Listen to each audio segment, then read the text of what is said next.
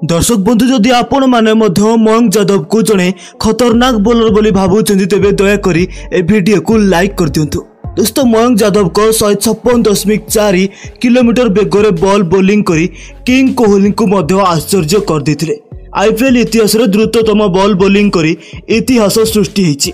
प्रत्येक गतिर नुआ डीलर मयंक यादव तांकर भयानक बोलिंग सहित बेंगालुरु टॉप ऑर्डर को नष्ट कर दैछन्ति। तांकर द्रुततम बॉल 156.4 किलोमीटर बाहरी जहाँ आईपीएल इतिहास रे कौनसी भारतीय द्वारा द्रुततम बॉल बोलिंग करा जायथिला। समग्र स्टाडियम समीक्षक और विराट कोहली बोलिंग देखि आश्चर्य हो जाते।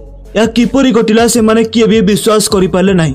एथिरु जना पड़ुछि जे भारत सेमानक द्रुततम बोलर मयंक यादव को रूप में पाइछि जे कि एकक भाव में सर्वाधिक प्रदर्शन करुछन्ति। मयंक यादव तांकर चमत्कार बॉल पकाई Faf du Plessis, Rajat Patidar, Glenn Maxwell, Cameron Green को परी दिग्गज बैट्समैन मानक मध्य आउट करथिले एवं एही मैच को मध्य से लखनऊ को जिताई देथिले।